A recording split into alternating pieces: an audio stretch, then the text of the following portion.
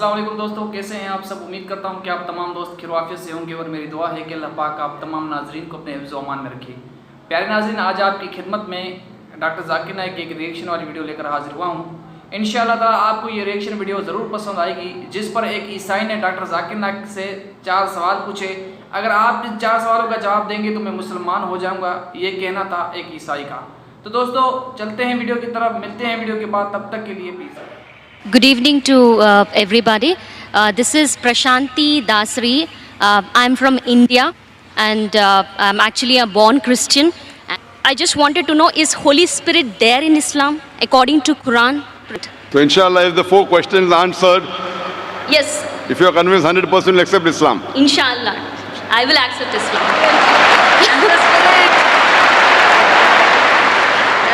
بسم اللہ الرحمن الرحیم۔ ناظرین گرامی السلام علیکم۔ ہماری آج کی ویڈیو میں ہم آپ کو بتانے جا رہے ہیں اس عورت کے بارے میں جس نے ڈاکٹر ذاکر نائک صاحب سے نہایت اہم سوالات پوچھے۔ اس عورت نے کہا کہ میرا نام پرشانتی واسری ہے، میں انڈیا سے تعلق رکھتی ہوں، میرا دل اسلام کی طرف مائل ہے، لیکن میرے ذہن میں کچھ شکوک و شبہات ہیں جن کے بارے میں وضاحت چاہتی ہوں۔ میں مذہب کے لحاظ سے ایک عیسائی عورت ہوں۔ میرا پہلا سوال یہ ہے کہ آپ نے اپنی ویڈیوز میں خاص طور پر ذکر کیا تھا کہ روح القدس کا وجود موجود ہے۔ میں یہ جاننا چاہتی ہوں کہ اسلام اور قرآن روح القدس مقدس روح کے بارے میں کیا کہتے ہیں۔ میرا دوسرا سوال یہ ہے کہ جیسے کہ پرانی بائبل میں آیا ہے کہ خدا کی روح پانی پر منڈلا رہی ہے، اس عورت نے کہا کہ اس حوالے سے بھی مجھے اسلام کی روح سے وضاحت چاہیے۔ پھر اس عورت نے کہا کہ اصل میں میرے پاس 4 سوال ہیں اور آج میں ان کے جوابات لے کر ضرور جاؤں گی۔ تو ڈاکٹر ذاکر نائک صاحب نے فرمایا کہ اگر میں ان 4 سوالات کے جوابات دے دوں تو کیا آپ مسلمان ہو جائیں گی؟ تو وہ عورت بولی جی ہاں، میں ضرور مسلمان ہو جاؤں گی۔ تو حال میں خوب تالیاں بجیں۔ دوستو ہم آپ کو ڈاکٹر ذاکر نائک صاحب کے جوابات سے آگاہ کریں گے۔ آپ سے گزارش ہے کہ پوری ویڈیو میں ہمارے ساتھ جڑے رہیے۔ مزید آگے بڑھنے سے پہلے اس ویڈیو کو لائک کریں اور چینل کو سبسکرائب کر کے بیل آئیکن پہ ضرور کلک کریں۔ سوالات کو تفصیل سے دہرانے کے بعد ڈاکٹر ذاکر نائک صاحب نے فرمایا کہ روح القدس کا کانسیپٹ قرآن میں ویسا نہیں جیسا کہ عیسائیوں میں ہے۔ عیسائی روح القدس کو 3 خداؤں کا حصہ مانتے ہیں، نعوذ باللہ۔ ناظرین، عقیدہ تثلیث عیسائیوں کا عقیدہ ہے جس میں وہ خدا کے ساتھ شریک کرتے ہیں اور 3 خداؤں کو مانتے ہیں۔ ڈاکٹر ذاکر نائک صاحب نے فرمایا کہ اگرچہ لفظ تثلیث بائبل میں بھی کہیں نہیں ہے، تثلیث میں یہ لوگ باپ، بیٹا اور مقدس روح تصور کرتے ہیں۔ باپ یعنی نعوذ باللہ خدا تعالی، جب بیٹے کی بات ہوتی ہے تو بیٹا عیسیٰ علیہ السلام ہے۔ جب یہ لوگ مقدس روح کی بات کرتے ہیں تو جس نے عیسیٰ علیہ السلام کو آسمان پر اٹھایا وہی روح القدس ہے ان کے نزدیک۔ لیکن ہمارا یہ ماننا ہے کہ قرآن حضرت جبرائیل علیہ السلام کی بات کر رہا ہے جن کا کام انبیاء کو وحی پہنچانا تھا۔ ہم اس پر یقین رکھتے ہیں کہ وہ حضرت جبرائیل علیہ السلام ہی تھے جو کہ روح القدس تھے۔ لہٰذا اگر آپ یہ کہیں کہ وہ ایک روح ہیں تو کوئی مسئلہ نہیں، لیکن وہ خدا کا حصہ نہیں ہے، یعنی وہ خدا نہیں ہے۔ روح القدس دونوں الگ الگ ہیں۔ حضرت جبرائیل علیہ السلام بھی اللہ تعالیٰ سے الگ ہیں اور جو روح بائبل میں بتائی گئی ہیں وہ بھی الگ ہیں۔ یہ جو ان کو ایک کہا گیا ہے یہ چرچ کی تعلیم ہے، یہ پادریوں کی من گھڑت باتیں ہیں۔ لفظ تثلیث تو بائبل میں ہے ہی نہیں۔ اگر آپ قرآن مجید پڑھیں تو اس میں تثلیث کا لفظ 2 جگہ آیا ہے۔ ایک سورہ نساء کی آیت نمبر 171 میں جہاں فرمایا گیا وَلَا تَقُولُوا ثَلَاثَةٌ، ترجمہ 3 خدا مت بولو۔ دوسری جگہ سورہ مائدہ کی آیت نمبر 73 میں تثلیث کا ذکر آیا ہے جہاں یہ کہا گیا ہے کہ وہ کفر کرتے ہیں جو تثلیث کو مانتے ہیں۔ البتہ بائبل میں جو تثلیث کے قریب ترین ورس ہیں وہ فرسٹ ایپیسل آف جان کی ورس نمبر 7 ہیں۔ اس میں لکھا ہوا ہے کہ وہ 3 ہیں، باپ، بیٹا اور مقدس روح، جو کہ تینوں ایک ہی ہیں۔ اگر آپ ریوائز ہائتھائڈ سکولرز کی بائبل پڑھیں، یہ عیسائی سکولرز ہیں، وہ یہ کہتے ہیں کہ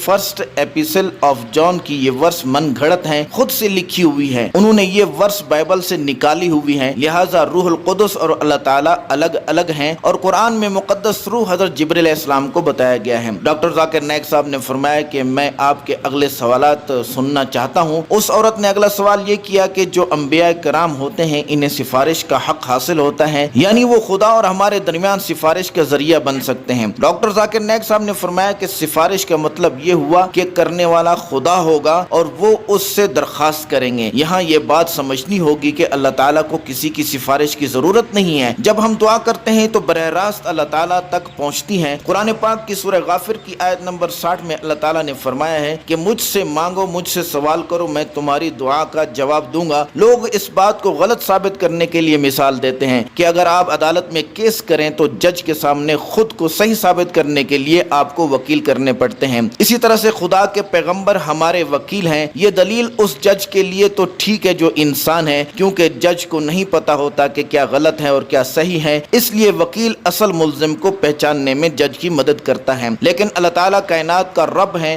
اس کے پاس تو علم غیب ہے، اللہ کو کسی کی ضرورت نہیں جو اسے بتائے کہ غلط کیا ہے اور صحیح کیا ہے، لہذا یہ کہنا غلط ہے کہ ان کی یعنی پیغمبروں کے ذریعے سے سفارش کی جائے۔ ہاں کوئی دعا کر سکتا ہے تو ٹھیک ہے، اگر پیغمبر زندہ ہو تو ضرور ان کے صحابہ دعا کی درخواست کرتے ہیں، جب وہ فوت ہو چکے ہیں، دنیا سے چلے گئے ہیں، تو اب اللہ تعالیٰ سے براہ راست ہی دعا کیجئے۔ ایک پیغمبر انسانیت کے لیے دعا تو کر سکتا ہے، اسی طرح اللہ تعالیٰ نے قرآن میں بھی فرمایا ہے کہ قیامت کے دن جسے میں اجازت دوں گا وہ سفارش کر سکے گا۔ ایک حدیث پاک میں بھی آیا ہے کہ خصوصی دعا محمد صلی اللہ علیہ وسلم کو دی جائے گی کہ وہ لوگوں کی سفارش کریں۔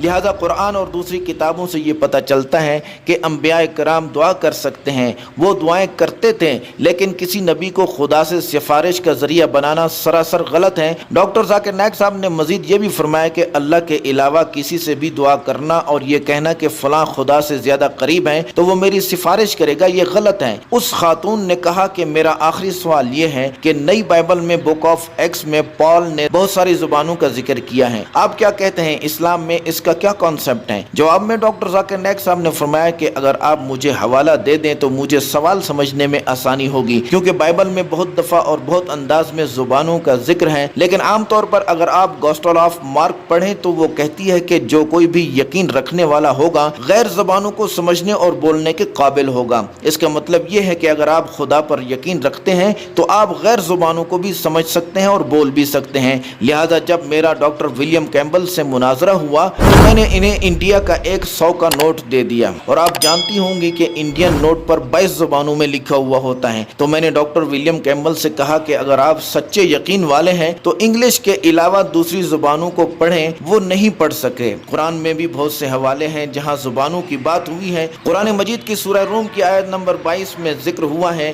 کہ اللہ تعالیٰ نے انسانوں کو مختلف زبانوں اور رنگوں کے ساتھ پیدا کیا ہے تاکہ آپ ایک دوسرے کو پہچان سکیں۔ ایک اور جگہ قرآن پاک میں آیا ہے کہ قیامت کے دن انسانوں کی آنکھ، ناک، کان، زبانیں سب بولیں گے، جو کچھ انسان نے کیا ہوگا اس کی گواہی دیں گے۔ اس عورت نے کہا کہ میرا آخری سوال یہ ہے کہ میرے ایک مسلم دوست نے مجھے مشورہ دیا کہ میں پرانی بائبل پڑھوں پھر قرآن پڑھوں، جیسے کہ آپ نے کہا کہ قرآن سب سے آخری وحی ہے، تو ایک مسلمان کے طور پر آپ مجھے کیا مشورہ دیں گے؟ ڈاکٹر ذاکر نائک صاحب نے فرمایا کہ میری بہن یہ ضروری نہیں کہ آپ پرانی بائبل پڑھیں، اگر آپ نئی اور پرانی بائبل کو پڑھنے کی بات کرتی ہیں تو پھر قرآن سب سے آخری کتاب ہے، آپ اس کو پڑھیں۔ اب میں آپ کے ایک سوال کرتا ہوں، فرض کریں آپ کے پاس کتاب کی نئی اور پرانی دونوں ایڈیشن موجود ہیں، تو آپ کس ایڈیشن کو ترجیح دیں گی؟ تو اس عورت نے جواب دیا کہ میں نئے ایڈیشن کو ہی ترجیح دوں گی۔ تو ڈاکٹر ذاکر نائک صاحب نے فرمایا کہ تو پھر قرآن سب سے نیا ایڈیشن ہے اور ساری اس سے پہلے والی کتابیں مردود اور ریجیکٹ ہو چکی ہیں، اب چلے گا تو قرآن ہی چلے گا۔